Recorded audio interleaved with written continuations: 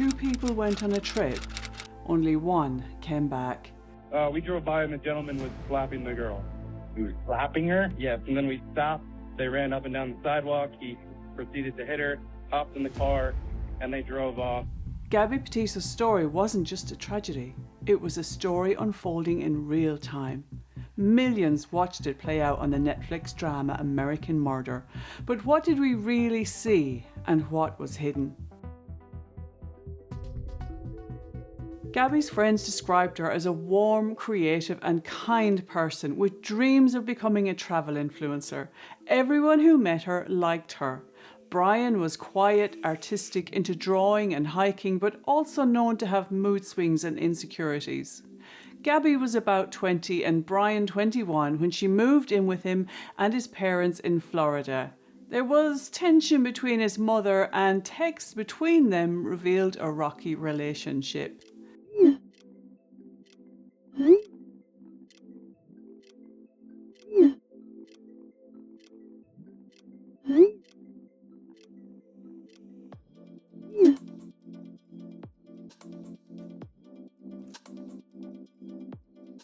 In July 2020, Brian proposed to Gabby during a trip to North Carolina. Gabby posted on Instagram that Brian had asked her to marry him, but she later said to friends that it all felt rushed, and for a while it seemed the engagement was paused. But to anyone scrolling Instagram, they looked like the ideal couple living their best life on the open road.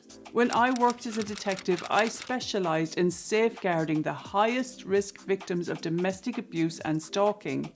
Looking at Gabby and Brian's relationship, the whirlwind engagement, the intensity, the way they isolated together on the road, to me, those patterns were there.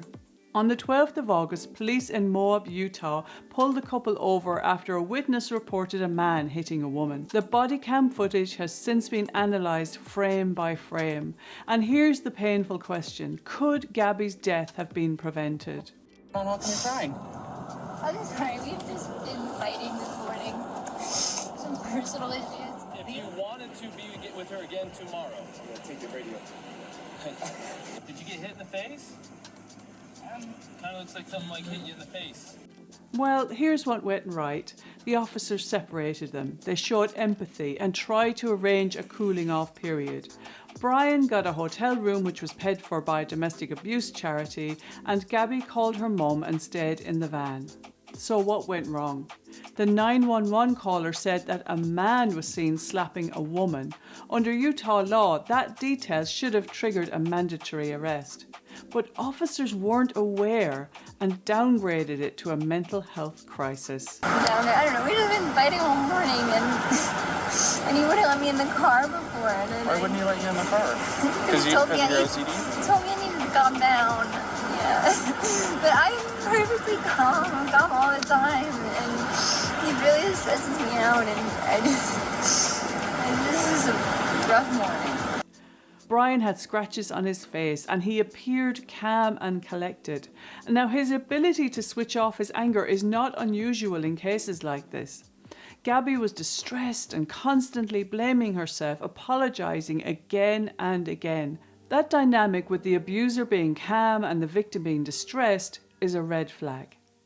The couple later met up that night, and in cases of domestic abuse, some people ask the question, why doesn't the victim just leave right away? Well, the psychology is complex because the abuser doesn't treat the victim badly 24/7. It's a cycle, and in order to understand Gabby's case, you have to dissect the psychology. Abusers are really insecure. They will lavish love on their partner, treat them like a princess until they do something they don't like. Blaming their victim, then saying, look at all the amazing things that I do for you and you treat me like this. Are you stupid? And why do you make me so mad? Victims cling to the hope of change, blaming themselves, or maybe they're scared to leave because the abuser will threaten to kill themselves if their partner walks away. To outsiders, it looks like a simple choice. You just leave. But to those trapped in that cycle, it's easier to hope that things will get better than to try and escape it. As one victim of abuse said to me, when things are good, they're very, very good. But when things are bad, they're unbearable. As long as there's more good times than bad, I'll stay. But as I said to them, the problem with this is that violence escalates. There's only one way it's going to go, and that's up. After the police stop on August the 12th, Gabby and Brian carried on with their trip. On Instagram, the posts still showed smiles and scenery, but in the background, Gabby's family were growing uneasy. On the 22nd of August 2021, Gabby spoke to her ex-boyfriend on the phone after a fight with Brian. She said that she was thinking about leaving Brian, but she was scared of how he'd react. On August the 25th, Gabby FaceTimed her mum from near Grand Teton National Park in Wyoming, and that was the last time her family saw her face and heard her voice. The fact that Gabby had made contact with her ex-boyfriend could prove significant later on. Jackson, speaking out for the first time in the Netflix documentary, recalled his surprise when Gabby reached out to him on August the 22nd. I feel like the phone call was a cry for help, he said. I think she just wanted to get away, but just didn't know how to do it.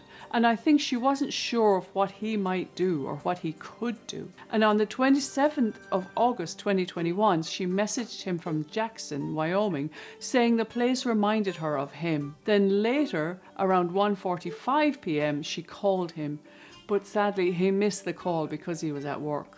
On the same day, Gabby and Brian ate at the Merry Piglets, a Tex-Mex restaurant in Jackson. Multiple witnesses say Brian got into a heated argument with female staff.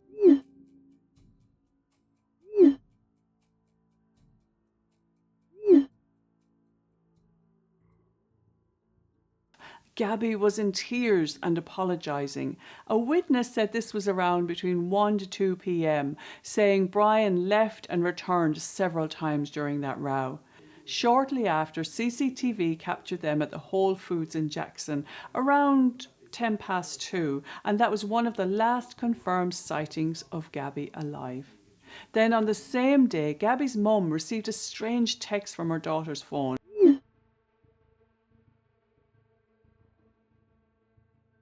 Well, Stan was Gabby's grandfather, but she never called him by that name. And that's one detail that made her mother's stomach drop, because it didn't sound like Gabby. And then on August 30th, another message arrived.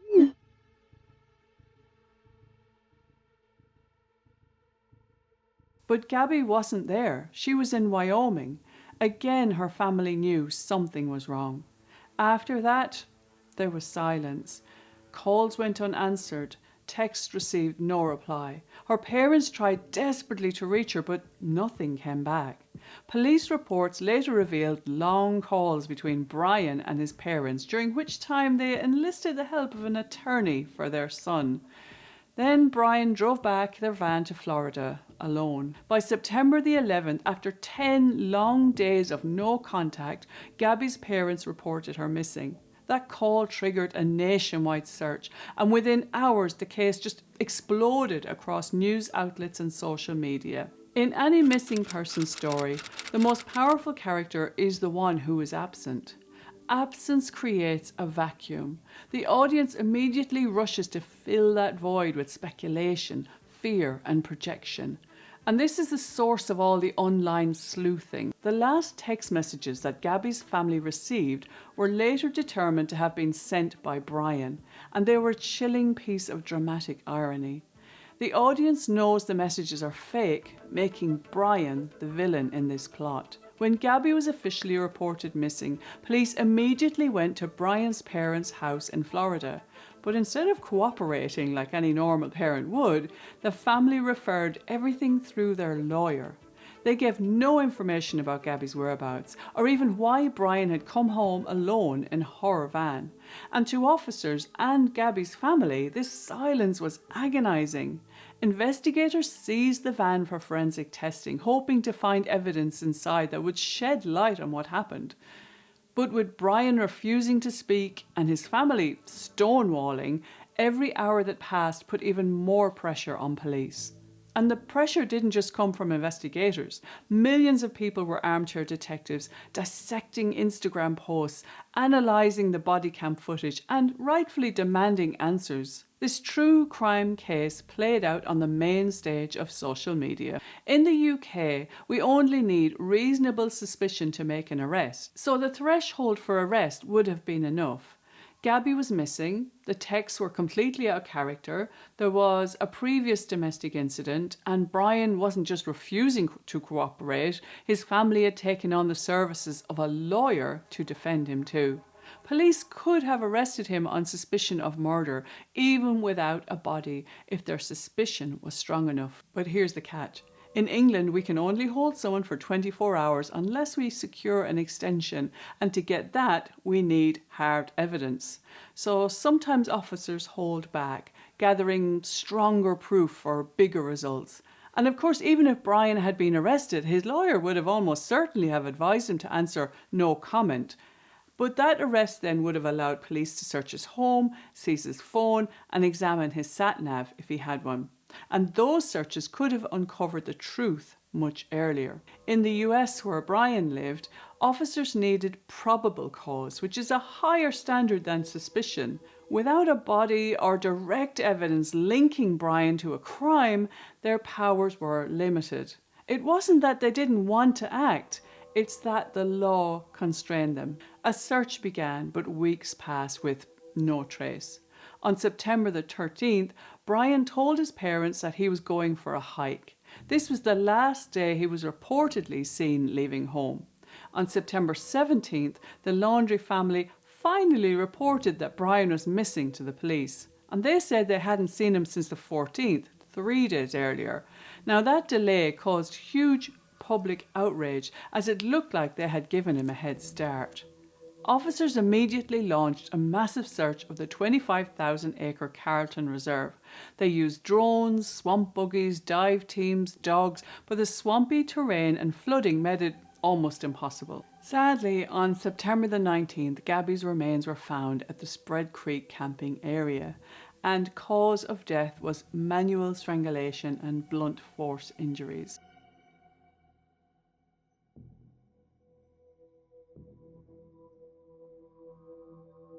On October the 20th, when waters receded, Brian's remains were found in a previously submerged area along with Brian's personal effects.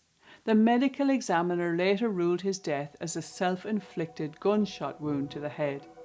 A revolver was recovered with one spent casing in the cylinder and 2 live rounds remaining. Investigators also recovered a dry bag and a backpack containing a journal and a small notebook. And in that notebook, Brian admitted responsibility for Gabby's death, but it was very odd. Portions of the notebook that were made public later included his claim that it was a mercy killing and that Gabby had hurt herself and asked him to stop the pain. And this account was such a huge insult to her family and certainly did not align with the coroner's finding of strangulation with blunt force injuries. Months after Gabby's death, another disturbing detail surfaced. During the civil proceedings, the Petito family lawyers revealed a letter written by Brian's mother, Roberta. On the outside of the envelope were the words, "Burn after reading." Inside, the language was shocking. She wrote lines like, "If you're in jail, I will bake a cake and put a file in it. And if you need to dispose of a body, I will show up with a shovel and garbage bags." She also signed it with a message of unconditional love. "I just want you to remember I will always love you and I know you will always love me." Roberta Laundrie later said the note had been written long before the road trip with Gabby as a private, almost joking letter to her son. But for Gabby's family, it would have felt like salt in the wound. What do I think happened? Well, this is only speculation, and I continue with the utmost respect. As a mother of 2 daughters, I can't imagine the pain that her family continues to go through. In the UK, we lose an average of 4 women a week. This is a vastly underreported subject. So here's what I think. The most dangerous time for a victim of domestic abuse isn't always when they're with their partner, it's when they try to leave. And this has to be handled very carefully. When I was in the police, I created many exit strategies for those in need. The most common things perpetrators of domestic abuse say is, if I can't have you, no one else will.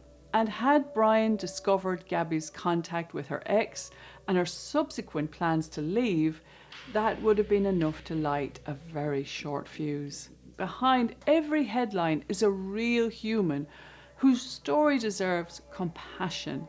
And if you're in a relationship involving abuse, please know that there is so much support for you out there. You don't even have to involve the police if that's what you're scared of. And I've left some details in the links below. And if you found my analysis valuable, please hit that subscribe button and leave a comment below. Until next time, bye bye for now.